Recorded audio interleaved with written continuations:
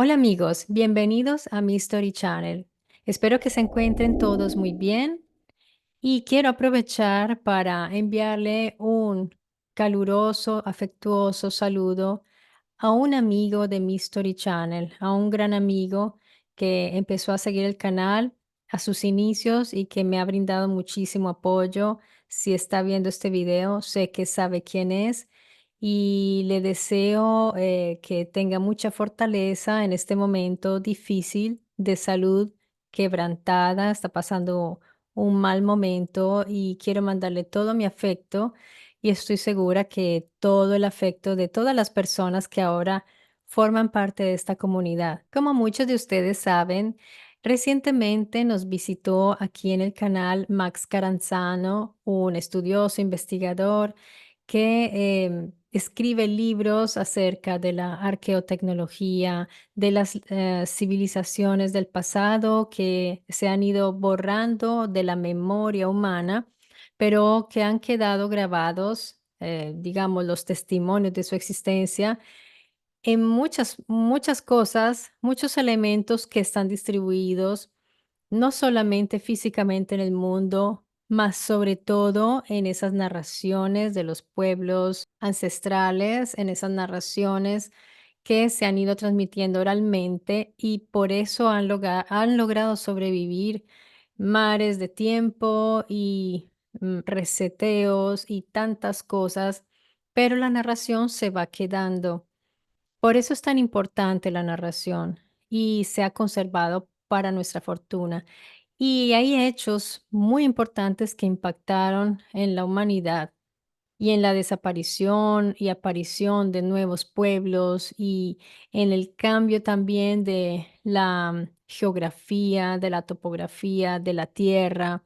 Se ha ido también escondiendo toda esa historia en las mismas palabras, como vimos con Max, fue interesante, algo que nos hizo él reflexionar sobre algunas palabras, algunos términos, que estoy segura que quienes vieron ese video, ahora incluyéndome a mí, estaremos mucho más atentos a los términos, a sus prefijos y sufijos, a sus raíces etimológicas, porque ahí está la clave de nuestro pasado, ahí escondidito como una semilla dentro de una flor.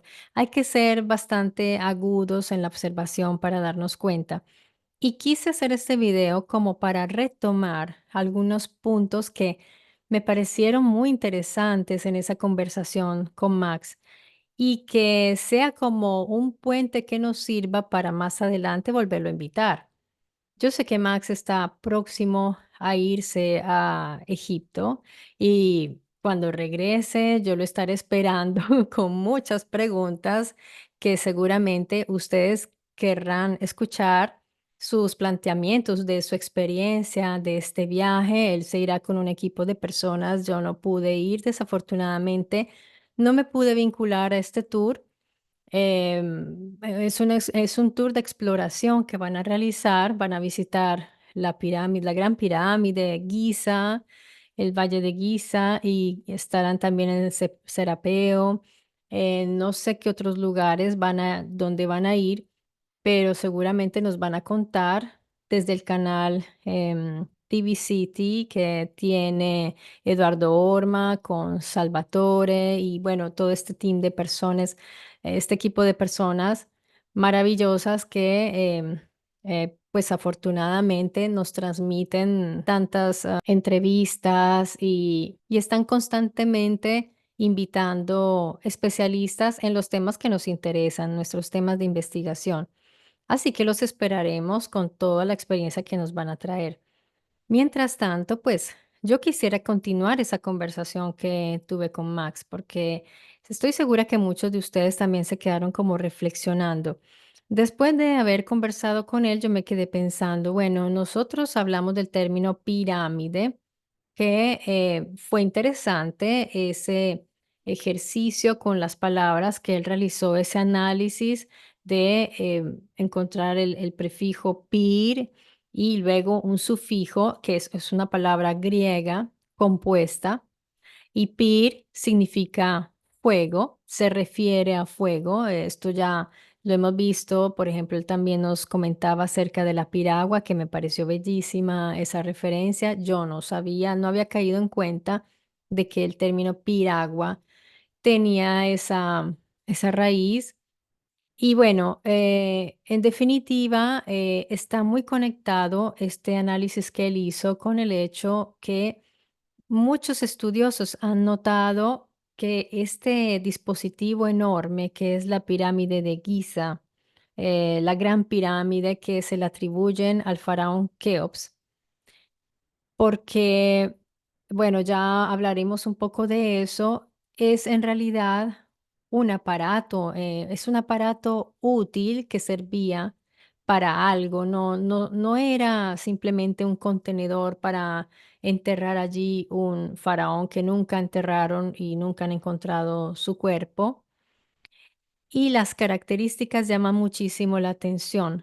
Tiene 146,6 metros de altura. Esta pirámide perdió su cúspide, así que pues se ha hipotizado porque viendo las otras, por ejemplo, la que está mejor conservada es la de Kefren, que mide 143,5 metros de altura. Originalmente ya no mide eso porque pues ha perdido parte, pero, de su cobertura, pero sí conserva la punta, esa es la que vemos que tiene su cúspide, todavía está mejor conservada que la que llaman Keops, porque en realidad, bueno, ahí hay una historia que es discutible de quién mandó hacer o quién hizo la Gran Pirámide. Bueno, según la arqueología oficial, esto es una tumba, pero si la comparamos a la Gran Pirámide con las tumbas que han encontrado, donde han encontrado momias, es totalmente distinta. No tiene todos los jeroglíficos, las decoraciones que debería tener siendo una tumba, no tiene el féretro, no está el normal féretro donde ponían la momia como típicamente lo hacían. Hay en cambio estos famosos contenedores extraños como los que les pude hacer ver en el otro video respecto al serapeo, que son estos contenedores perfectamente cortados, perfectamente angulados y sellados con estas tapas. Increíble porque quedaban sellados completamente. Algo muy curioso, por ejemplo, es la parte externa de la Gran Pirámide, que era toda una cobertura blanca con una pulitura impresionante que parecía un espejo que reflejaba la luz impresionante y la potencializaba. Esa superficie inclinada, súper lisa, súper plana, pues era prácticamente un espejo y estaba realizado en piedra caliza blanca pulida. Esa cobertura se perdió debido a un gran terremoto que hubo y fue reutilizada. Ese material se utilizó en otras construcciones. Esta cobertura también, aparte de reflejar la luz y mantener una temperatura dentro de un cierto tipo, al mismo tiempo producía un aislamiento que era ideal. Otra cosa curiosa es el uso de la dolomita en la superficie interna. Recordemos que la dolomita, que además es una piedra muy particular, cuando se le da mucha, se ejerce mucha presión en ella, genera más corriente eléctrica. Y aquí ya empezamos a ver el posible uso de la pirámide cuando vamos juntando los materiales y vamos viendo también la misma arquitectura y todo que usaron. Con alta presión, entonces se genera corriente eléctrica. Además, hay un revestimiento en granito de los pasajes y túneles subterráneos y niveles superiores. El granito posee una ligera radioactividad. Entonces, ya estamos viendo transmisión eléctrica, potencialización de la electricidad, de la luz y además también el granito que posee una ligera radioactividad en sí. El granito posee altas cantidades de cristal de cuarzo. Miren qué curioso, el cristal siempre está ahí.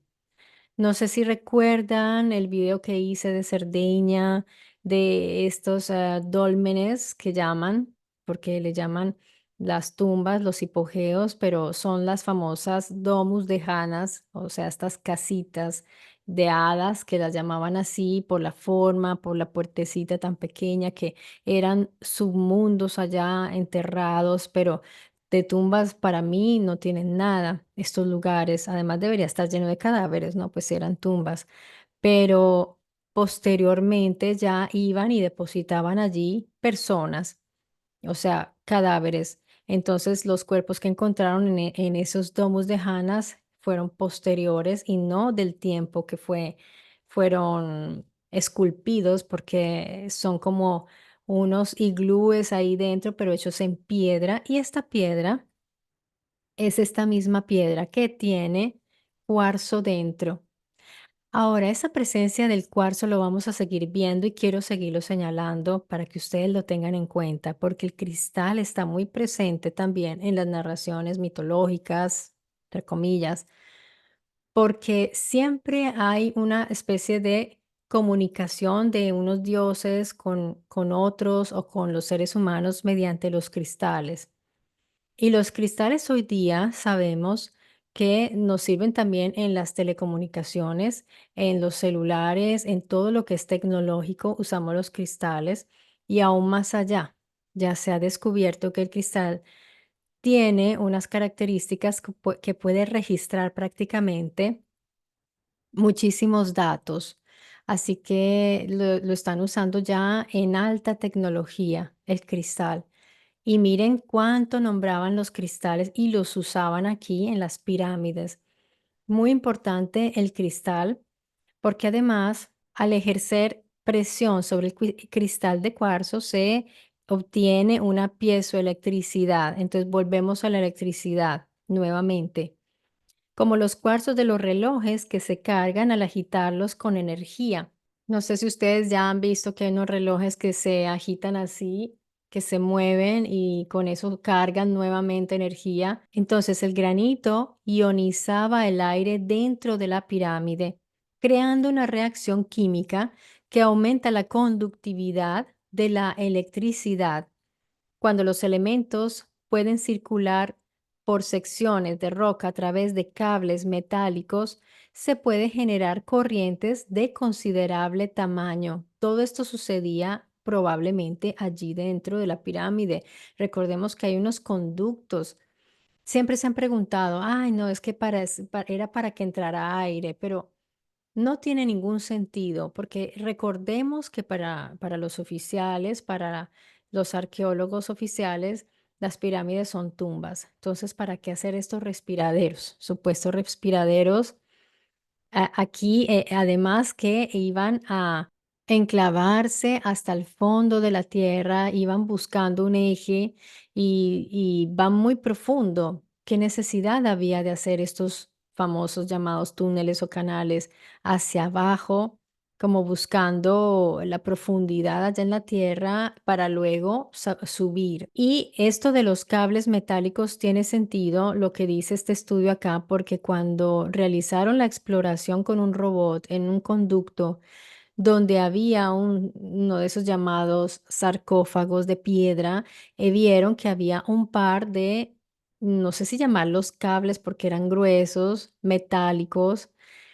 Entonces, allí ya se va creando la malicia, porque la gente que entiende de electricidad y de estas cosas, ya de una vez ya se imaginan todo un circuito que transmite energía, recibe y transmite, ya van formándose, por eso no les gusta dejar que entre mucha gente y que puedan realizar sus estudios. Aparte de eso, había una salita donde había una especie de jeroglífico que cuando lo miraron, lo vieron, dijeron, esto parece como las indicaciones, como cuando tú instalas allí una caja de luz y haces allí tu esquemita para entender cuando llega el técnico, ¿saben? Dónde están los switches y todo. Realmente parecía como eso, como unas instrucciones para alguien que llegara a hacer el mantenimiento. Impresionante. Cuando ya volvieron a continuar los estudios, esas piezas ya no estaban. Los cables y estas cosas que estaban allí ya no estaban.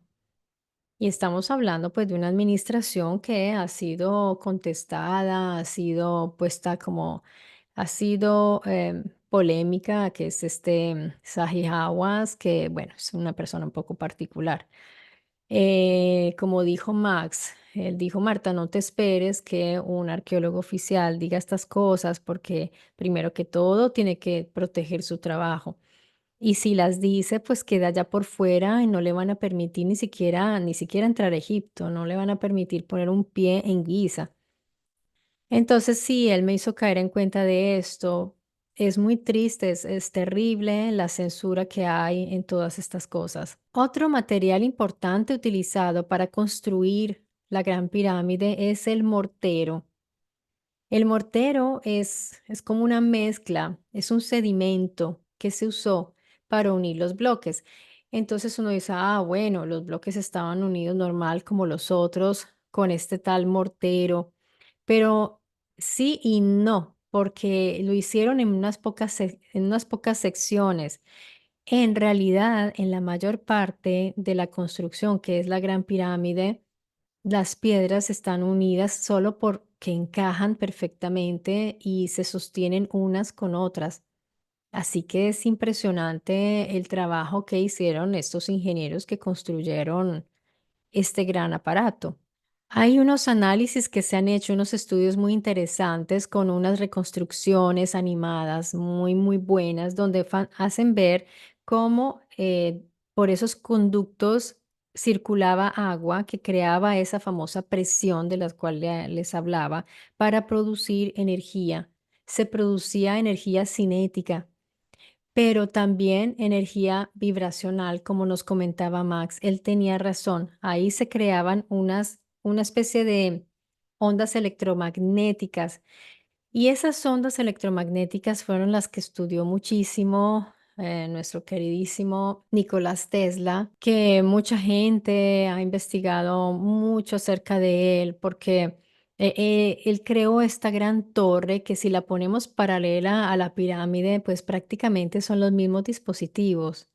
En la antigüedad se realizó este dispositivo de piedra, pero básicamente tienen como la misma funcionalidad y la misma configuración, porque la idea es recoger energía cinética, incluido con el agua que crea esa presión que sube y luego proyectarla hacia dónde, hacia la ionosfera, porque Tesla descubrió que en la ionosfera había un aire rarefacto allí donde se producía electricidad. Y haciendo esto, él podía recoger electricidad, energía, muy, muy fuerte, muy grande, pero él encontró la manera de regularlo de manera que pudiera regresar a la Tierra en unas cargas voltaicas más tolerables, menos peligrosas para el hombre. Y en uno de esos experimentos que él realizó, pues los testigos que estaban presentes dicen que vieron unos rayos y que el cielo se iluminó prácticamente, que fue impresionante. Ahí le pusieron el ojo, los agentes del gobierno llegaron allí y le quitaron todo al pobre Tesla, que él lo único que quería era darle a la humanidad energía gratuita, porque él sabía que ahí estaba. Y ahí está. Pero miren a ver si ustedes se atreven ahora a ir a hacerlo, porque ahí les llegan esos famosos hombres de negro y les los borran del planeta. Así que los que construyeron la Gran Pirámide conocían todo esto, estos principios de, de las ondas electromagnéticas que están en la Tierra y crean este gran dispositivo que, como nos dijo Max Caranzano, vibraba a la misma frecuencia de la Tierra. Y en estos estudios, pues se hipotiza que todos estos grandes obeliscos que nosotros vemos en algunos puntos de la Tierra, pues es posible que, ¿por qué no?, en su cúspide tuvieran cristales de cuarzo, porque vimos lo que hace el cristal de cuarzo. De esa manera enviaban señales de un dispositivo a otro y se distribuía la energía. Algo importante que tal vez no todo el mundo se ha preguntado, pero ¿Cómo llamaban los egipcios las pirámides? Porque nosotros tenemos el nombre pirámide, pero nos llega de los griegos. Cuando Heródoto vio este gran monumento, quedó muy impresionado y bueno, no sé por qué la llamó pirámide. Hay que averiguar esa historia, ¿por qué? Porque los oficiales dicen que es porque tiene forma de fuego, pero a mí me parece una explicación que nos deja como que, y como que no es satisfactoria en realidad. No creo que fueran así pues de superficiales. Otros dicen que porque tenía forma de una torta de maíz, en fin. Yo diría que hay que ir siempre a la raíz de las palabras y los egipcios llamaban a las pirámides, según lo que averigüé, Mer. Y Mer es un término que significa un lugar elevado o montaña. Es muy curioso haber realizado un objeto con estas dimensiones y con esa forma en un valle donde no hay una sola montaña y que de cierta manera ellos, los egipcios, la sociedad egipcia, estoy hablando no de los constructores, sino de quienes llegaron allí a ese lugar después, se encuentran este gran objeto y ellos lo asumen como un lugar de conexión, porque efectivamente, sí, si nos ponemos a pensar, si eso fue una vez un gran dispositivo que usaron para unir el cielo con la tierra, porque cuando mandaban esos rayos, seguramente es una conexión del cielo con la tierra. Físicamente lo es. Así que no estaban para nada equivocados los egipcios al darle este nombre. Y es curioso porque el jeroglífico que usan para escribir Mer está compuesto por un pictograma que significa, es una, como un cincel, como una herramienta. Es bien bonito porque representa una herramienta y justamente la pirámide es una herramienta. O sea, miren qué bello esto. Ellos no están diciendo, es que me pongo en contacto con mi divinidad. Aquí están diciendo claramente que era útil, era una herramienta para algo. Está compuesta por ma, que es este cincel o herramienta. Luego sigue el m, la m, que está representada como por una lechuza. Y ese signo es el signo de agua o acción de caminar. Miren qué interesante, porque allí en la pirámide circulaba el agua, caminaba el agua, o sea, se movía. Quiere decir que el signo de agua o acción de caminar es muy apropiado. Allí en las palabras está la clave. ¿Por qué digo esto? Porque vi una recreación de cómo funcionaba este dispositivo.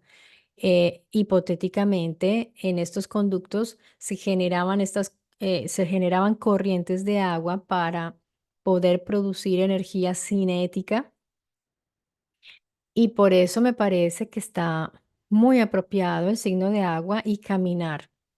Y por último está la boca, que es la R, que simboliza boca o sonido.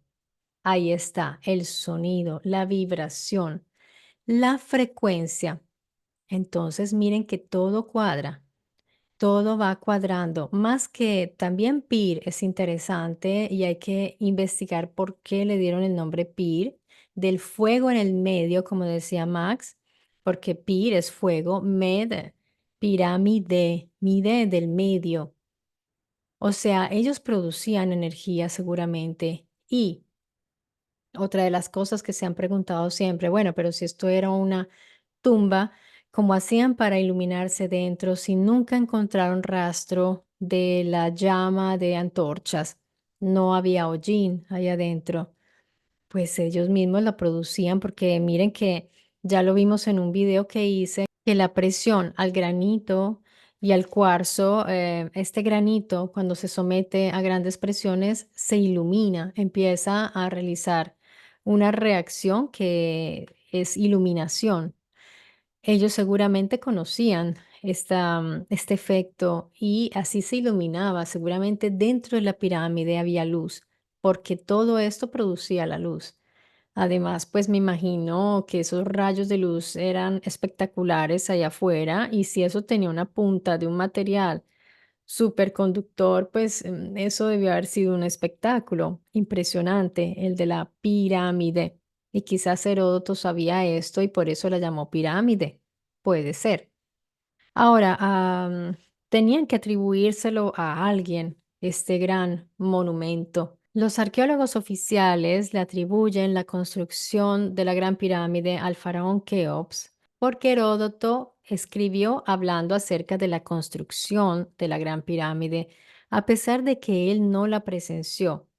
Él cuenta que se necesitaron 20 años para construirla. Entonces, los historiadores dicen y los arqueólogos dicen, sí, es coherente porque según la mano de obra que pudieron haber tenido en esa época y digamos que la técnica de construcción y la tecnología con la cual contaban en esa época es coherente 20 años, pero habrán necesitado 20.000 hombres que trabajaran todos los días en esa construcción sin parar. Así que eso acarrea otros problemas como dónde dormía toda esa gente, dónde están las pruebas de que esas personas vivían allí, porque no podían viajar cientos de kilómetros para llegar a su lugar de trabajo, cómo se alimentaban todas esas personas.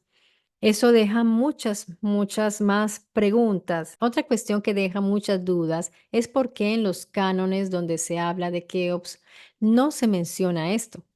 Esto es totalmente anómalo porque este faraón debería ufanarse en todas partes de que él fue el constructor. Es más, la pirámide debería estar forrada por imágenes del faraón.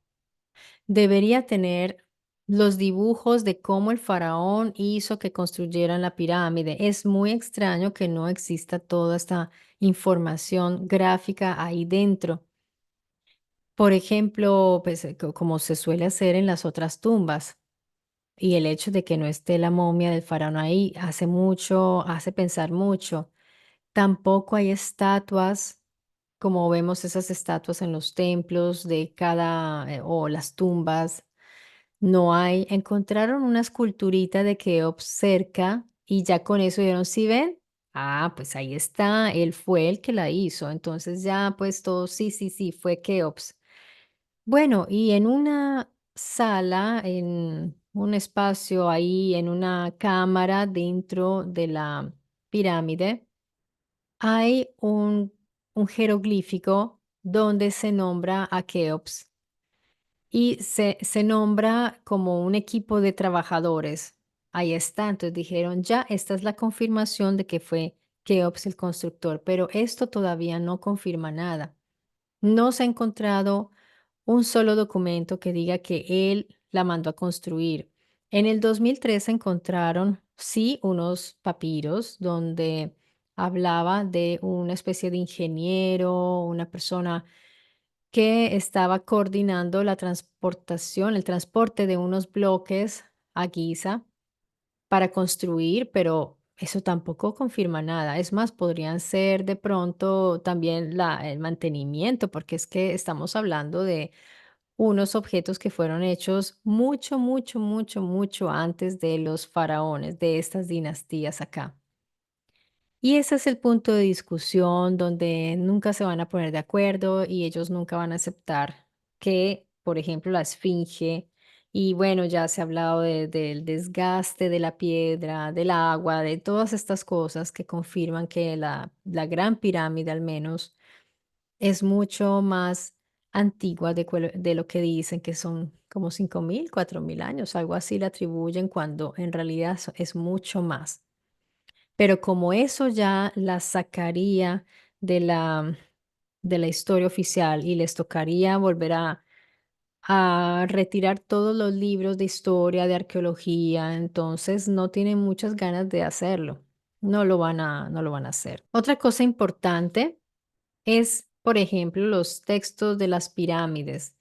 Esos textos que se encuentran dentro de las pirámides son muy importantes, que son los escritos en las paredes, y los hay en las pirámides, pero no en las tres de Giza. no en esas grandes. En la Gran Pirámide no van a encontrar escritos por todas partes. Entonces, ¿dónde están esos famosos textos? Y pues entonces, si se le atribuye la Gran Pirámide a Keops, quiere decir que la habrían construido en la cuarta dinastía y eso no es posible por lo que les acabo de comentar. Ya está ultra estudiado esa cuestión y se sabe que es mucho más antigua de ese tiempo. Entonces, amigo, retomando la utilidad de la pirámide, seguramente se trató de un sistema generador y transmisor de energía libre, utilizando la naturaleza electromagnética del planeta, como quería hacer Tesla. En fin, yo sé que es un tema muy trillado en el sentido de que se habla mucho respecto a esto, pero ojo porque iremos descubriendo conexiones importantes también con las otras pirámides en el mundo.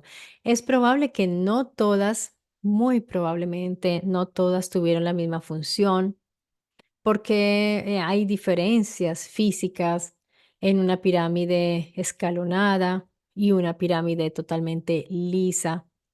Eso es interesante y es un dato que salta a la vista. No hay que ser un grande, digamos, especialista para entenderlo. Nos damos cuenta que cada dispositivo tenía una utilidad distinta y si vamos a fondo en las investigaciones lo vamos a descubrir, como por ejemplo la pirámide del Sol en Teotihuacán. ¿Por qué había estas esferas de pirita? ¿Por qué había revestimientos de mica? ¿Por qué habían estos charcos o lagos de mercurio? Y recientemente se descubrió allí en la pirámide del Sol, perdón, de la Luna, en la placita ahí, en una parte también siempre subterránea, porque son cosas que no están a la vista, una superficie que hizo pensar a los investigadores como a la superficie de la Luna y están pensando que pueda ser, de hecho, una recreación de la superficie de la Luna, de manera que, y está en la pirámide de la Luna o en la, digamos, en una plaza allí, en un espacio. Tengo que mirar eso bien porque no pude ir más profundamente a mirar, pero ahí está pendiente esa investigación porque es un hallazgo reciente, así que lo vamos a revisar y siempre conectado con también con los astros, con los cuerpos celestes.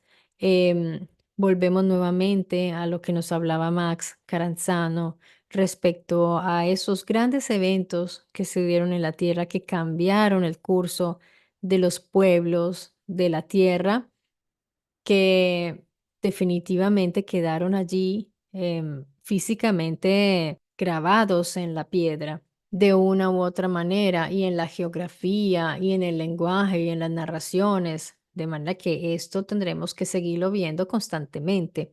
Ahora quiero pasar a otro punto interesante de la conversación con Max Caranzano, que fue esto que él alcanzó a tocar un poco respecto a estas dos estirpes de hermanos que siempre han estado en confronto, que se, pues como en confrontación y que los encontramos en distintas narraciones. A mí esto me parece súper interesante y yo espero que cuando él regrese vamos a hablar de esto porque tenemos que empezar a mirar ya a ver esa relación que hay del pasado, de nuestros antepasados, de nuestros ancestros con la historia actual, porque tiene todo que ver con los poderes actuales, con la geopolítica actual.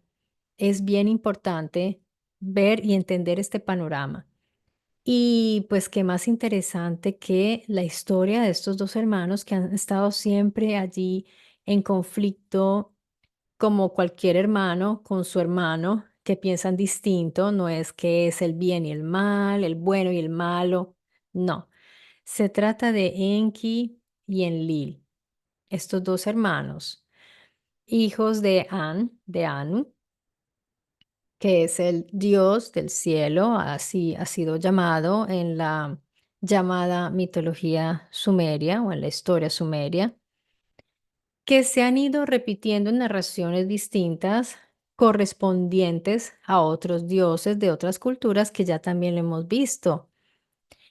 Y miren qué interesante porque Max nos hizo caer en cuenta del hecho de que esta estirpe enlita, o sea, de Enlil, se ha caracterizado mucho por la guerra, por ser guerrera. De hecho, si nosotros vemos su correspondiente, que es Yahvé en la cultura hebrea, o Zeus, son dioses, entre comillas. Sabemos que no estoy hablando en términos teológicos, ¿verdad? Cuando me refiero a dioses, no estoy hablando en términos teológicos, entonces quiero dejarlo claro para poder no estar interrumpiendo con comillas o paréntesis.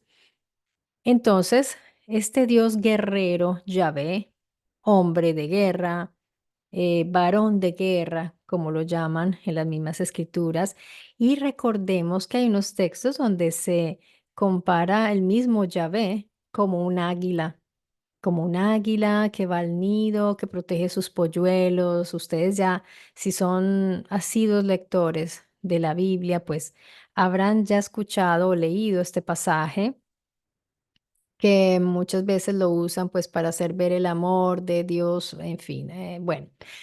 Entonces aquí estamos hablando de este Yahvé que ha sido comparado con un águila. ¿Y el águila qué es? El águila es un animal de poder, de fuerza. El águila rapaz, de hecho, en la cultura azteca, que cuando ellos salen del Aztlán, y cuando los mexicas llegan al lugar que sería el lugar de fundación de Tenochtitlán, ellos verían una señal para entender que ese era el lugar apropiado y se encuentran con un águila que se posa sobre un nopal. Bueno, aquí estamos viendo el águila. Y si nosotros nos fijamos en la simbología mexica, encontramos también, bueno, vemos a Quetzalcóatl, que en realidad es la serpiente, pero serpiente como emplumada. O sea que hay una mezcla entre lo terreno, lo terrestre, con lo que está arriba, que es celestial, que es el ave. Tenemos la serpiente, que es de tierra, y tenemos también el ave porque están las plumas. Entonces allí vemos también nuevamente estas dos personas, estos dos individuos que son Enki y Enlil. Enki como serpiente, porque Enki siempre está representado por el serpiente, que es Enki también en su nombre lleva tierra, porque Ki es tierra. Y bueno, también es Ea, pero principalmente lo conocemos como Enki, tierra. Y por otro lado está Enlil, que sería esa estirpe representada por el águila. Entonces vamos a ver cuáles son esas culturas que llevan como símbolo en sus escudos, sus banderas, sus estandartes, el águila o la serpiente, y nos vamos a dar cuenta de qué estirpe vienen.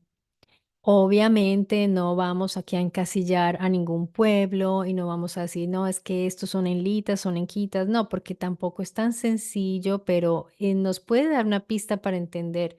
Y bueno, me parece interesante ver esta hipotética manera de ver la historia porque no se tiene en cuenta y me parece muy interesante ir a ver estos detalles que no se tienen en cuenta. A mí me gusta rescatarlos precisamente porque si los tomamos en serio nos puede ayudar a entender muchas cosas. Entonces, vamos a ver, por ejemplo, que el águila, bueno, el águila, como les decía yo, simboliza la fuerza y también, en este caso, fuerza militar, poder y realeza, porque eso es lo que simboliza.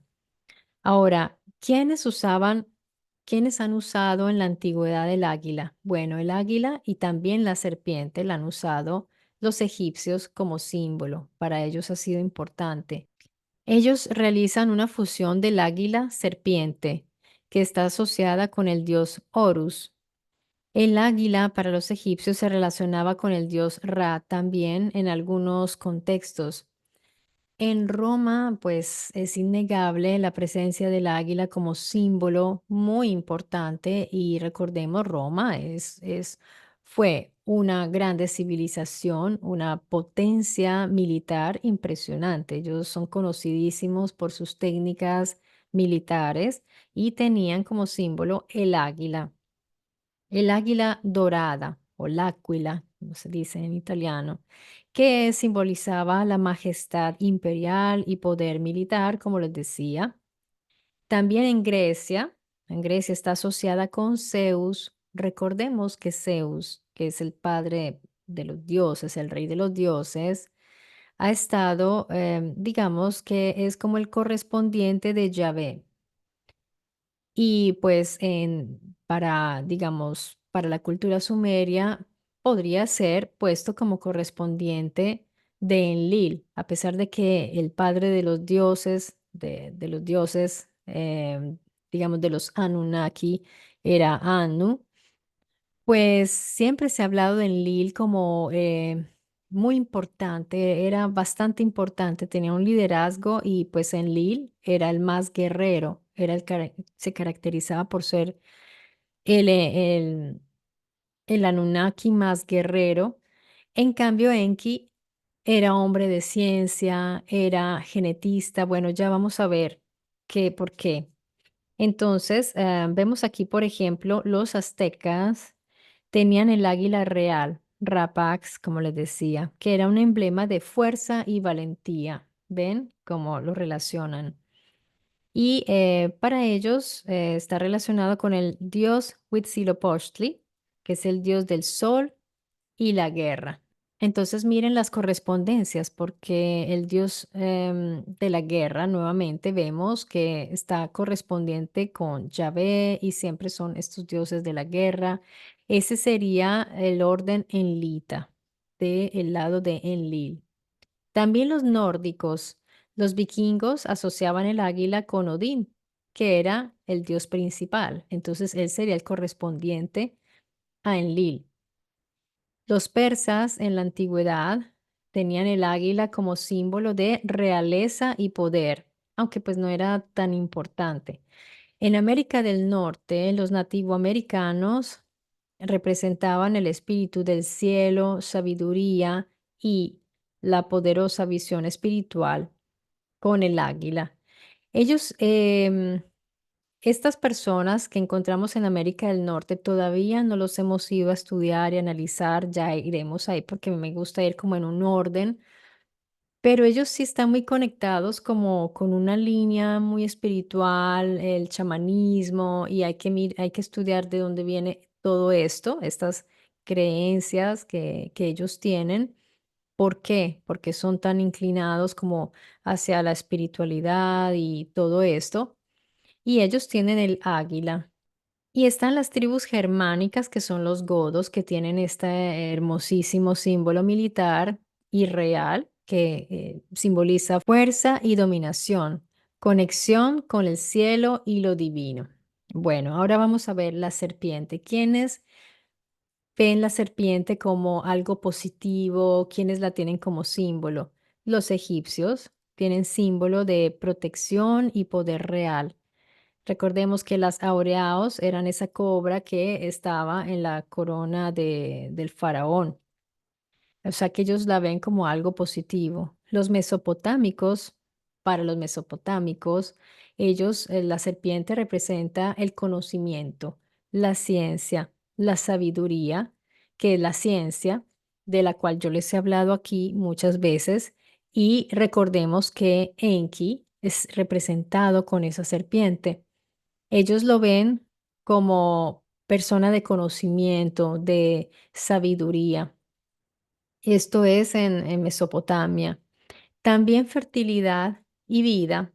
Pues claro, recordemos quiénes nos hicieron y quiénes alargaban la vida y quiénes acortaban la vida y los Anunnaki. Ellos había Anunnaki especializados en distintas áreas, como nosotros tenemos nuestros científicos, tenemos distintas ramas de la ciencia también. Ellos estaban muy organizados en ese sentido y eso lo vemos claramente en las narraciones de las tablas sumerias.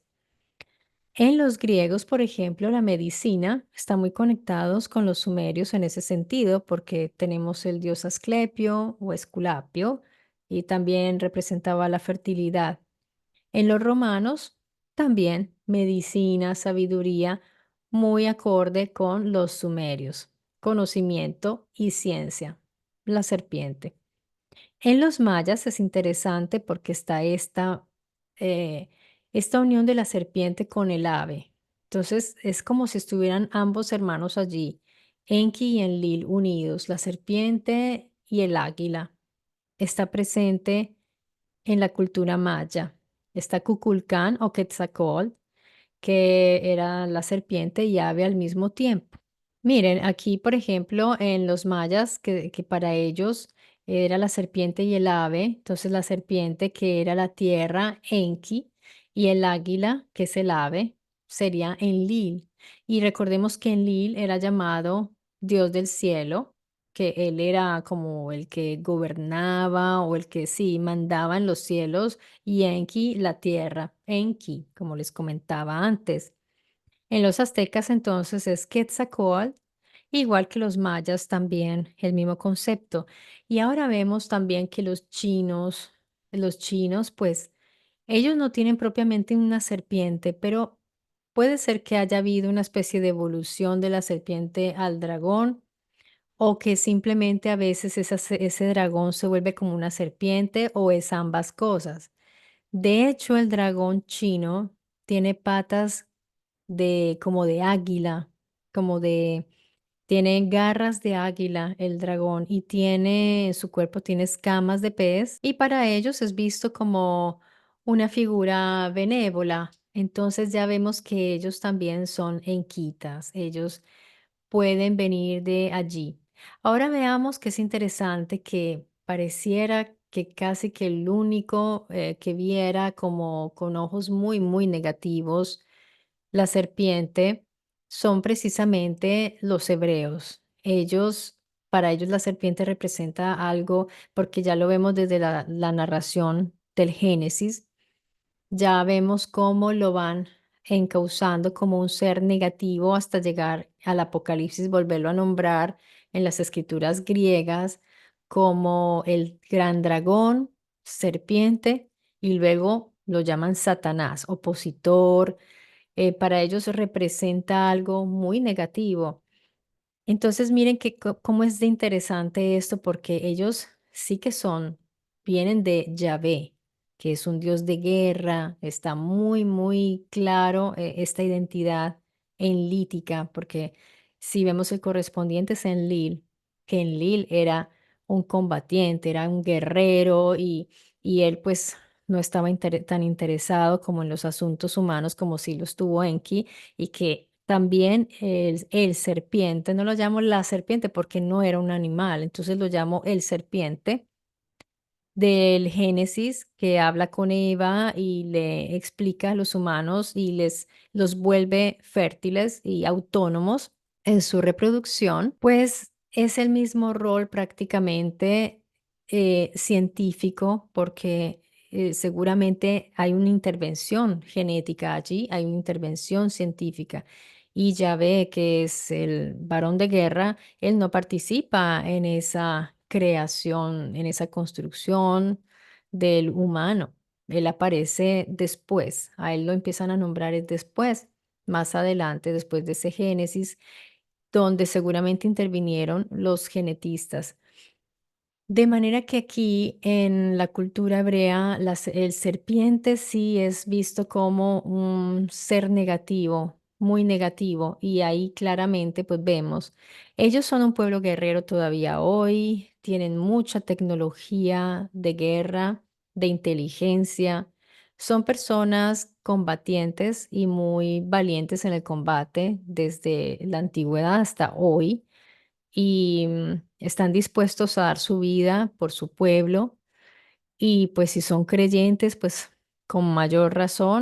Entonces, pues estoy hablando de Israel como la nación de Israel de hoy, moderna, que pues tiene un gran ejército, pero en realidad el ejército más grande que hay hoy, en este momento en el mundo, es el de China, grande en muchos sentidos, en el sentido numérico, porque tienen como 2 millones de combatientes. Ellos en este momento tienen 2 millones, me parece, de soldados activos y más las reservas.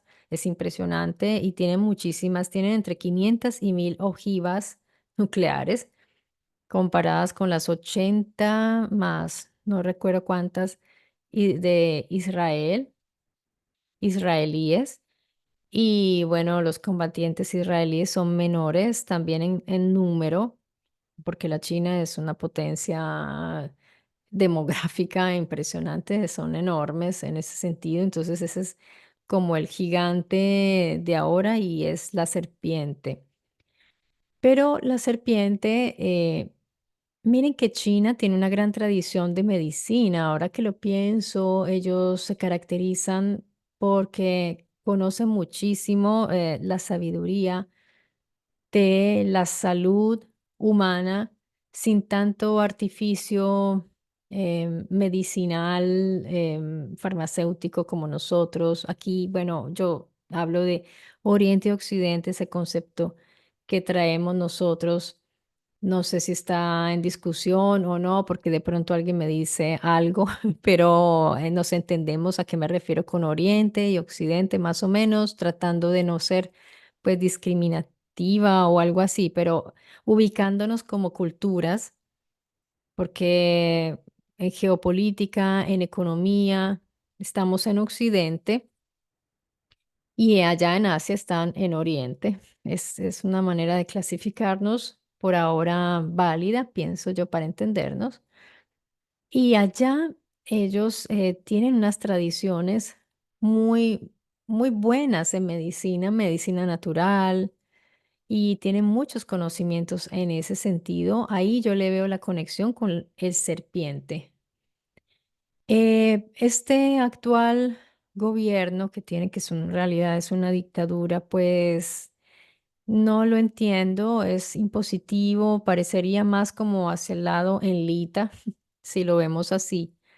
Pero es que los fenómenos que estamos viendo actuales que ya tienen su historia, pero digamos en la historia moderna ha cambiado el mundo, no podemos seguirlo viendo como los de antes, como estaban conformados antiguamente los imperios y los pueblos.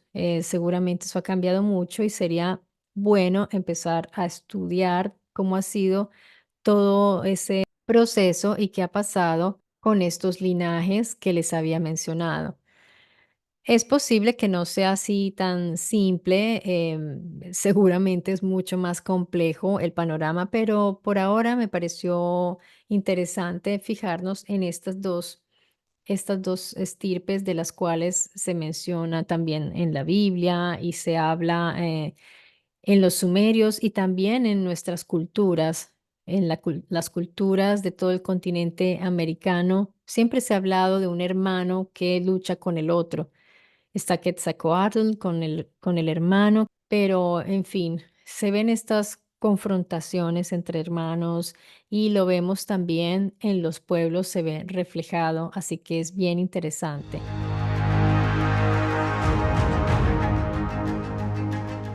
Bueno amigos, y ahora sí les voy a dar una gran noticia, que es como la mitad de toda la noticia, pero la otra espero que se verifique, que se confirme para no quedar después como un zapato de pronto y dejarnos a todos con los crespos hechos.